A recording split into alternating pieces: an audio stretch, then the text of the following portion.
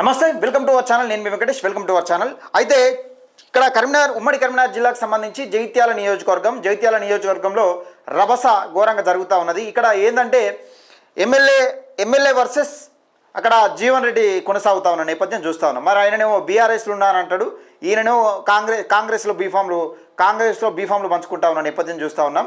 ఓ పక్క మరి ఆయన బీఆర్ఎస్ కాంగ్రెస్ అర్థం కాని పరిస్థితి. నేను బీఆర్ఎస్లో ఉన్నా ఆయన చెప్పుకుంటాడు, కానీ కాంగ్రెస్లో మాత్రం టికెట్ పంచుతా ఉన్నారు. అసలు బీఆర్ఎస్లో ఉన్నాడా, కాంగ్రెస్లో ఉన్నాడా? ఒకవేళ కాంగ్రెస్లో ఉంటే జీవన్ రెడ్డి గారి పరిస్థితి ఏంది? ఇక్కడ జీవన్ రెడ్డి గారి అనుచరులకు చాలా ఘోరం జరుగుతూ ఉన్నది, అంటే అన్యాయం జరుగుతూ ఉన్నది. మొన్న ఇండిపెండెంట్గా పోటీ చేసినా కానీ జీవన్ రెడ్డి వర్గమే గెలిచింది. ఆ రకంగా కొనసాగుతూ ఉన్న నేపథ్యం చూస్తున్నాం.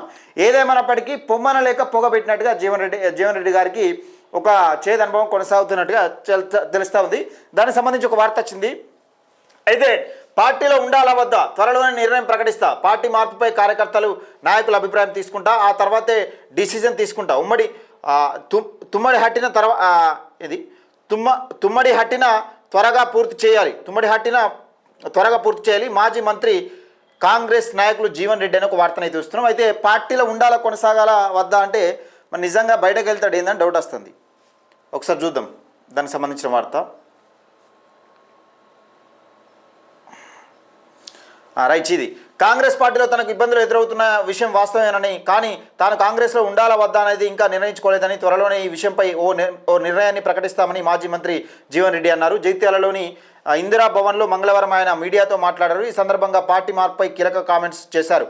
కాంగ్రెస్ పార్టీలో తనొక సీనియర్ నాయకుడనని ఇటీవల కాంగ్రెస్ పార్టీలో తనకు సరియైన గుర్తింపు రాకపోవడం ఇబ్బందికరంగా అనిపిస్తుందన్నారు. ఈ నేపథ్యంలోనే కాంగ్రెస్లో ఉండాలా వద్దా అనేది పార్టీ కార్యకర్తల అభిప్రాయం మేరకు నిర్ణయం తీసుకోనున్నట్లు తెలిపారు. ఈ విషయంలో త్వరలోనే కాంగ్రెస్ కేడర్ తనను అభిమానించే నేతల ఒపీనియన్స్ డిసిజన్ తీసుకొనున్నట్లు వెల్లడించారు. ఇక కాళేశ్వరం ప్రాజెక్టు ద్వారా నీటిని అందించాలంటే రాష్ట్ర ప్రభుత్వం తుమ్మిడిహెట్టి బ్యారేజ్ను వీలైనంత త్వరగా పూర్తి చేయాలన్నారు. అలాగే మేడిగడ్డను పునరుద్ధరించాలని తెలిపారు. ఉత్తర తెలంగాణను సస్యశ్యామలంగా చేసేందుకు గోదావరి దిగువ వృధాగా పోతున్న నీటిని ఉపయోగించుకునేందుకు దిగవంత ముఖ్యమంత్రి వైఎస్ రాజశేఖర రెడ్డి కృషి అభినందనీయమని, ప్రాణహిత నది నీటి హక్కులను వినియోగించుకునేందుకు తుమ్మడిహెట్టి వద్ద బ్యారేజ్ నిర్మాణం చేపట్టేందుకు రాజశేఖర రెడ్డి హయాంలో కాలువలు కూడా నిర్మించారన్నారు. ఈ ప్రాజెక్టు అప్పట్లో పూర్తి స్థాయిలో అందుబాటులోకి వస్తే హైదరాబాద్ రంగారెడ్డికి అలాగే పరిశ్రమలకు అవసరమైన నీరు అందుబాటులోకి వచ్చేస్తుందన్నారు.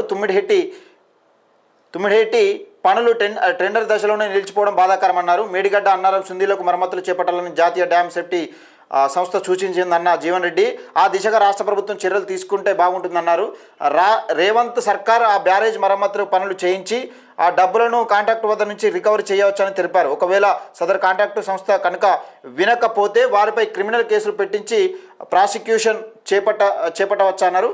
కాంగ్రెస్ పార్టీ తుమ్మిడిహెట్టి వద్ద బ్యారేజ్ నిర్మాణం గురించి తనకు ఎన్నికల మేనిఫెస్టోలో చేర్చిందన్నారు. తుమ్మిడిహెట్టి వద్ద బ్యారేజ్ నిర్మాణం చేపడతామని రాహుల్ గాంధీ కూడా చెప్పినట్లు గుర్తు చేశారు.